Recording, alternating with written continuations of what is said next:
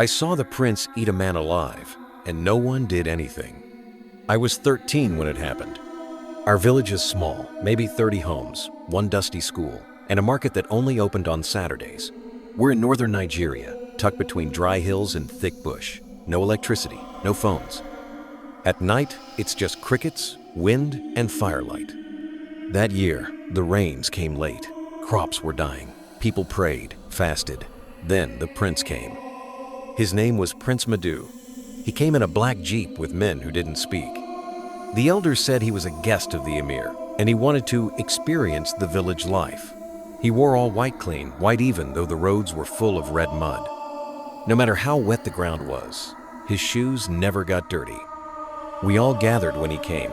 He didn't say much, just nodded. But there was something wrong about him. His eyes didn't blink enough. His smile looked like it was copied from a picture, not real. He gave gift bags of rice, radios, a generator that worked one night and then died. People started calling him kind, but animals began disappearing. Goats, chickens, then a little boy. Musa. Musa was my friend. We played with bottle caps and chased lizards. One day, he was gone. They said maybe he ran away, but he wouldn't. He had no reason to. His mother cried for days. I knew something was wrong. A few nights later, I was near the yam barn, looking for my ball. I heard footsteps, and then a strange sound, like humming, but not a song. A low, ugly sound. I crept to the wall of the barn and looked through a crack. Inside, Musa was tied to a wooden pole. His eyes were open. He looked like he wanted to scream, but no sound came. Ash was drawn in a circle around him, and small dead lizards were laid neatly along the lines. Prince Madu stood in front of him. He wore the same white clothes, still spotless. He whispered something again and again, and then knelt down. He opened his mouth and bit into Musa's leg. Not like someone pretending, not like a movie, like a hungry animal. He chewed, swallowed, bit again. Musa shook, but he still didn't scream. I covered my mouth to stop from shouting. My heart was racing so fast I thought I would faint. I ran all the way home. I told my mother. She slapped me, told me never to speak of it again. She looked terrified, not angry, terrified. That night, the radio the prince gave our chief started playing, but not normal music. Just this voice, whispering in a language no one in the village knew. It played all night. No one could turn it off. The next day, another boy went missing.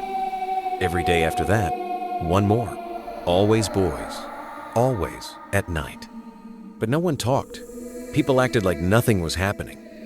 The elders walked around like ghosts. I asked one of them Uncle what was going on. He looked at me for a long time and just said, "Some gifts are not free." Prince Madu stayed in the village for 40 days. On the last night, the sky turned red. No one slept. The wind howled like it had a voice.